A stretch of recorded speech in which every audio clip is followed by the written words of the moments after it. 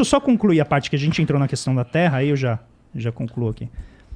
A internet, ela não é uma criação, né, uma providência divina.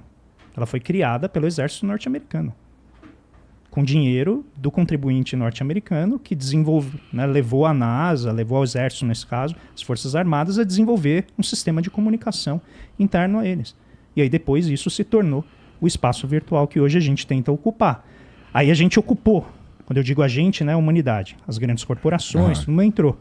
Aí o pessoal agora que começou a ganhar dinheiro com cripto, começou a ver a nova tecnologia, falou o quê? Vamos criar outro? Agora é o multiverso. Vamos criar um multiverso e agora a gente vai ter que ocupar lá. E aí vem o problema. Como é que você ocupa um espaço virtual que o custo de reprodução dele é zero? É zero. Você aperta um botão, você cria um NFT. Você aperta Ctrl+C, Ctrl+V, você cria outro NFT. Eu sei que a expressão é meio cringe, né? Ctrl+C, Ctrl+V. Você faz isso na programação, na verdade. Como é que você demarca a propriedade e a autenticidade disso? Também não deve ser tão simples assim, mas eu não sou... Não é simples. É simples assim. Não é complicado.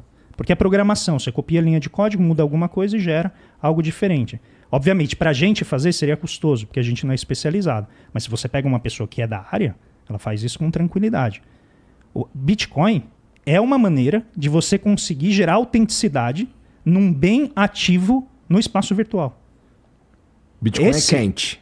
O Bitcoin é uma tentativa de criar propriedade privada num espaço público, em tese, em que você teria recursos ilimitados. Sem o Bitcoin, a capacidade de autenticidade... Aí depois veio o Ethereum e várias outras cripto, você não conseguiria fazer o processo de identificação e autenticação. Não é a única ferramenta, mas ela certamente acaba servindo a esse propósito. Então, nota, a gente está falando essencialmente de vários bens públicos. Como é que alguém chega e diz é meu? Então você tem que criar algum código aí para estabelecer a propriedade disso.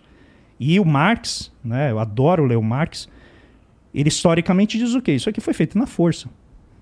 Você chega lá, coloca, né, contrata uns capangas, fecha o negócio e fala, a partir de agora vocês não entram mais. Por quê? Porque eu estou falando. É a lei dos cercamentos. E aí você vai tendo um processo de expulsão das pessoas de terras públicas, isso tudo tem registro histórico, não estou inventando nada. Terra era pública. Você já parou para pensar no que chamam, a Inglaterra ironicamente chama os outros países que ela colonizou? Commonwealth. Riqueza comum. Só que a riqueza ia toda para a Inglaterra.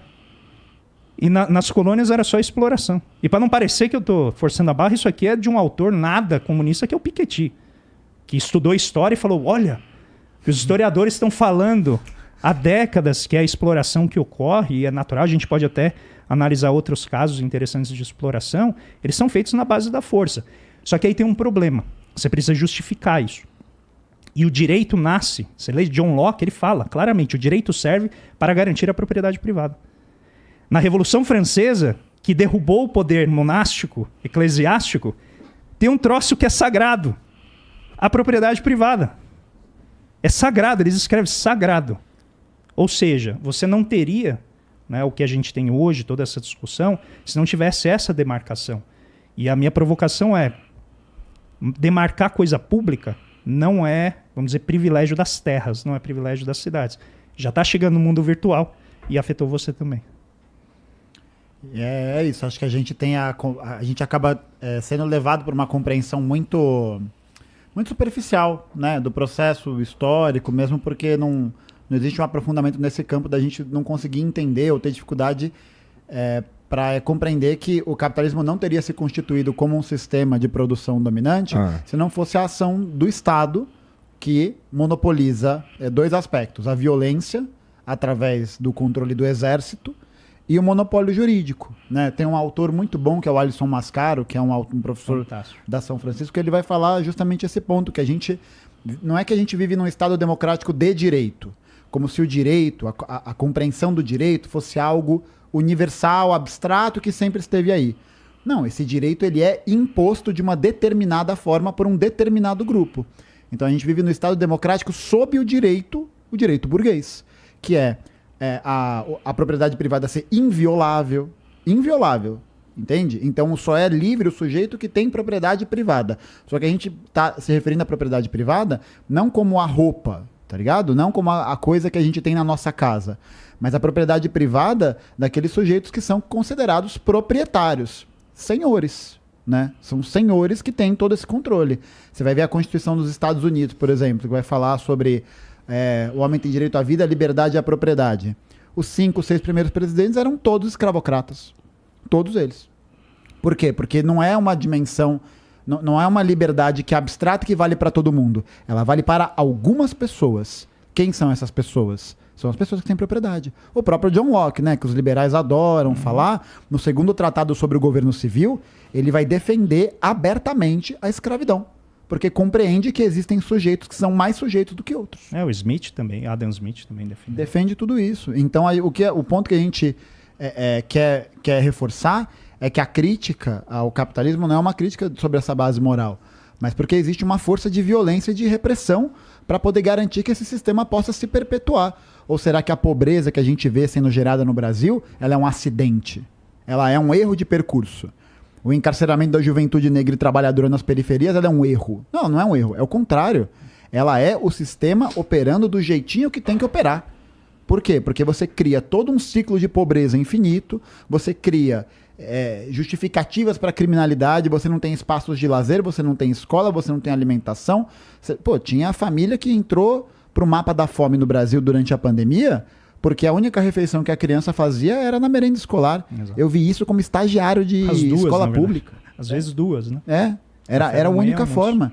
Isso não é um erro, né? Isso não é uma questão. Só que a gente precisa descolar essa ideia de que o Estado, ele é malvadão e ele existe acima das relações sociais. É o contrário. O Estado é um produto das relações sociais. O Estado existia antes da burguesia assumir o poder. É um Estado dos reis, é um Estado monárquico. Mas você muda essa dimensão do direito das coisas, né? A burguesia teve que fazer uma revolução. Em 1848, no século XIX, quando você tem a Primavera dos Povos, que você tem um processo acelerado dessa industrialização, dos cercamentos, né?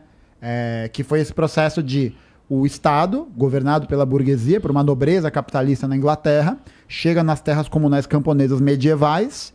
E você imagina, era a forma como as pessoas viviam. Elas estavam acostumadas a essa dinâmica. Aí o cara chega e fala, cara pálida, é hora de ir embora.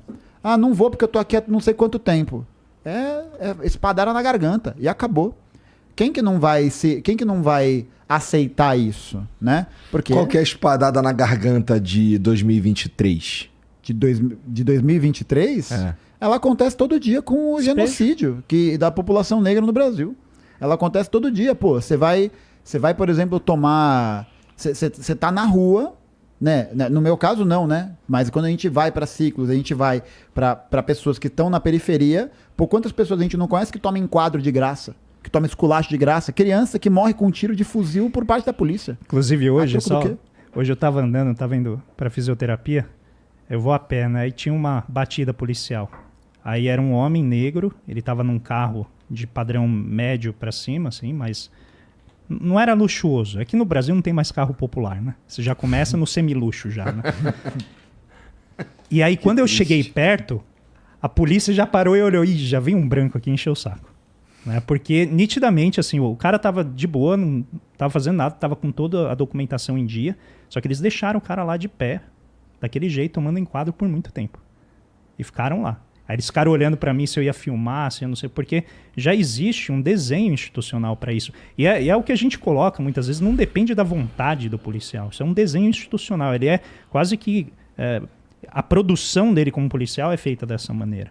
Então ele nem percebe que a ideia do racismo estrutural, né, que o nosso querido Silvio Almeida, ministro, um grande abraço para ele, veio colocar de maneira tão clara para a gente. E aí eu queria só adicionar um elemento que o Gaio falou.